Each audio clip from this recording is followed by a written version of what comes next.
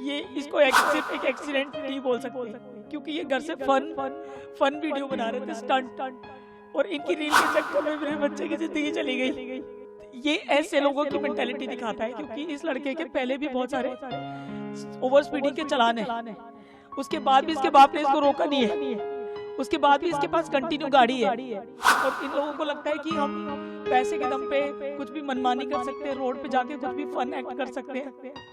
तो इस तरह से तो जो रोड पे चलने वाले बच्चे हैं वो सेफ नहीं है होना चाहिए। मेरा बच्चा तो चला गया, लेकिन ये एक्टिविटीज रुकनी चाहिए।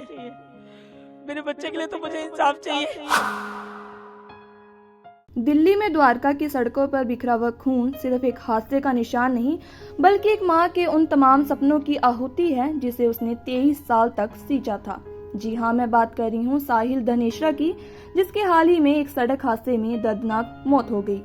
लेकिन मौत की खबर मिलने से अब तक साहिल की मां की आंखों में अपने बच्चे के अचानक चले जाने के दुख के आंसू सूख नहीं रहे। शायद कुछ समय बाद साहिल की मां के आंखों के आंसू सूख भी जाएं, लेकिन बेटे की याद हमेशा उनके दिल और दिमाग में छाई रहेगी।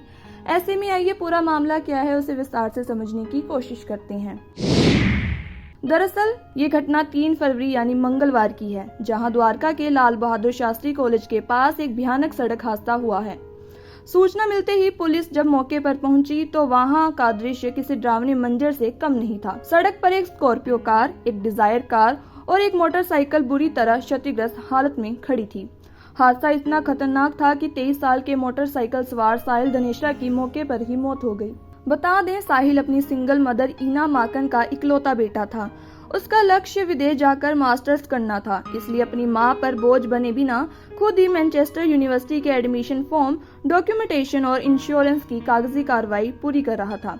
लेकिन इस हादसे के बाद ये सपना अधूरा ही रह गया। वहीं इस घटना की जांच करने पर सामने आया कि जिस स्कॉर्पियो ने बाइक में टक्कर मारी वो एक 17 साल का नाबालिग चला रहा था, जिसके पास ड्राइविंग लाइसेंस तक नहीं था। इस हादसे के बाद साहिल की मां ने मीडिया के कैमरे में आकर अपने बेटे की मौत का दुख बताते हुए हादसे से जुड़ी क्या जानकारी दी, आइए उसे भी विस्तार से जान लेते हैं। मेरा बेटा 3 फरवरी को ऑफिस जा रहा था। स्कॉर्पियो ड्राइवर अपनी बहन के साथ अपनी स्कॉर्पियो पर फन रील बनाने निकला था। जिस स्पीड से स्कॉर्पियो चलाई जा रही थी वह रील में साफ दिख रहा है। स्कॉर्पियो ड्राइवर उल्टी लेन में गाड़ी चला रहा था और बस के ठीक सामने आकर स्टंट करने लगा। मेरे बेटे ने दाईं ओर देखा कि जगह है या नहीं, क्योंकि बस के बाईं ओर एक ई रिक्शा खड़ा था।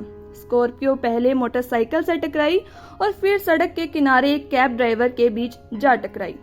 हादसे का शिकार हुए कैब ड्राइवर को गंभीर चोटें आईं। ये एक क्रिमिनल एक्टिविटी है। मेरे बेटे की मौत उनकी फन रील की वजह से हुई। अपराधी को सजा मिलनी चाहिए। हादसे के शिकार हुए साहिल की मां का कहना है कि ये एक्सीडेंट नहीं है, अपराध है, इसलिए मेरे बेटे को इंसाफ मिलना चाहिए। ये इसको सिर्फ एक एक्सीडेंट नहीं बोल सकते, क्योंकि ये घर से फन वीडियो बना रहे थे, स्टंट, और इनकी रील के चक्कर में मेरे बच्चे की जिंदगी चली गई। वहाँ पे और भी स्टूडेंट पढ़ते हैं, उनकी भी जिंदगी जा सकती थी। अगर और बच्चे उस रोड पे खड़े होते उनकी भी जिंदगी जा सकती थी। ये क्रिमिनल मेंटालिटी शो करता है। और जिन बच्चों के पास, जिनको ये लगता है कि हमारे पैसे के दम पे हम कुछ भी कर सकते हैं, हमारे को कोई पनिशमेंट नहीं होगी, और वो पैसे के दम पे सिस्टम को अपने हिसाब से मोड़ सकते हैं, ये ऐसे लोगों की मेंटालिटी दिखाता है। क्योंकि इस लड़के के पहले भी बहुत सारे ओवर स्पीडिंग के चालान है, उसके बाद भी इसके बाप ने इसको रोका नहीं है, उसके बाद भी इसके पास कंटिन्यू गाड़ी है। ये बार बार गाड़ी लेके रोड पे निकल रहा है, इतने सारे इसके ओवर स्पीडिंग के दिल्ली के चालान है, उसके बाद भी इसके बाप के ऊपर भी अभी तक कोई एक्शन नहीं हुआ, हमारे पास कोई रिपोर्ट नहीं आई है उसकी। और इन लोगों को लगता है कि हम पैसे के दम पे कुछ भी मनमानी कर सकते हैं, रोड पे जाके कुछ भी फन एक्ट कर सकते हैं। तो इस तरह से तो जो रोड पे चलने वाले बच्चे हैं वो सेफ नहीं है। तो ये सिस्टम, जो पैसे वालों को जो लगता है कि हमें कभी पनिशमेंट नहीं होगी, हमारा कोई कुछ नहीं बिगाड़ सकता, ये स्टॉप होना चाहिए। मेरा बच्चा तो चला गया, लेकिन ये एक्टिविटीज रुकनी चाहिए। मेरे बच्चे के लिए तो मुझे इंसाफ चाहिए।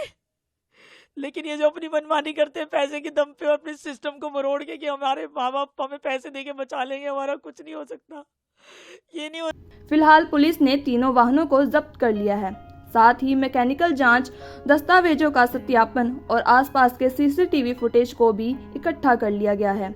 वहीं आरोपी चालक को गिरफ्तार कर लिया गया था, लेकिन आरोपी को बोर्ड परीक्षा के लिए अंतरिम जमानत मिल गई। ऐसे में मामले की जांच अभी जारी है, लेकिन इस हादसे ने एक बार फिर नाबालिगों द्वारा वाहन चलाने के खतरे पर गंभीर सवाल खड़े कर दिए हैं।